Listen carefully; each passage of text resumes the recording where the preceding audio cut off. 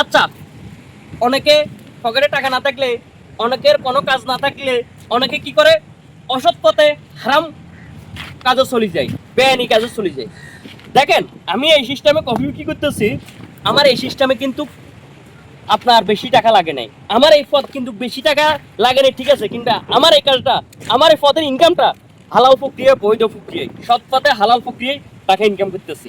কিন্তু যারা বলতেছেন অনেকে বা অসৎ পথে ধরা খাইয়া, ভাই আমি কাজ পাই না, আমি এই জন্য অসৎ পথে খারাপ কাজে চলে যাইছি, ভাই তাদের বলতেছি, দেখেন আপনি অসৎ পথে গেছেন, আপনি চাইলে ক্ষুদ্র ব্যবসা করতে পারেন। ক্ষুদ্র ব্যবসা এরকম কফির ব্যবসা বলতে করতে হইব তা না, আপনি এরকম একটা ফ্লাস নিয়ে হাঁটি হাঁটি রংসা বিক্রি করতে পারেন। ভাই ফ্লাস একটা কিনতে কত টাকা লাগে, আর আপনি যদি এই 20 টাকা চা পাতা কিনলে, 10 টাকা লেবু কিনলে, ওইখানে আপনার 500 টাকা বিক্রি করতে পারবেন।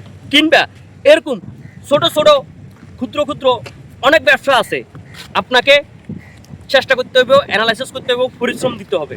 আপনি আপনি নিজের চেষ্টা না করি, পরিশ্রম না দিয়া আপনি অসৎ পথে চলে যান, বলো ভাই আমি কোনো সৎ পথে কাজ পাই নাই। দেখেন, আমি এরকম এরকম সেট আপ নিয়ে হাঁটি কফি বিক্রি করি, কিন্তু এটা অসৎ কাজ, হারাম প্রক্রিয়ার কাজ, এটা কেউ তো বলতেছে না, সবাই বলতেছে এটা সৎ কাজ।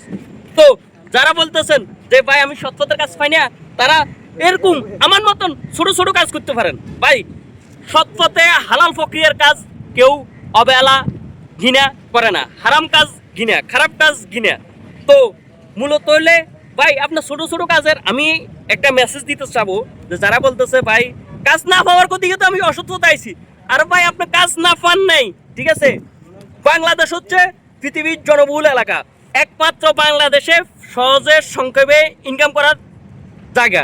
কেন সহজে সংক্ষেপে ইনকাম করার জায়গা কি জন্য বলতেছি, দেখেন আমি যদি এই সেটআপ নিয়ে কফি বিক্রি করতাম, আমি যদি বা ধরেন আমি যদি এটা সিঙ্গাপুর কফি বিক্রি করতে পারতাম, সিঙ্গাপুর করতে চাইলে অবশ্যই গভর্নমেন্টের থেকে লাইসেন্স করা লাগে। তো আমি এরকম এই বৈধ কফি বিক্রি করতেছি, কিংবা আমি বাংলাদেশে ব্যবসা করতে আমার কোনো লাইসেন্স লাগে না।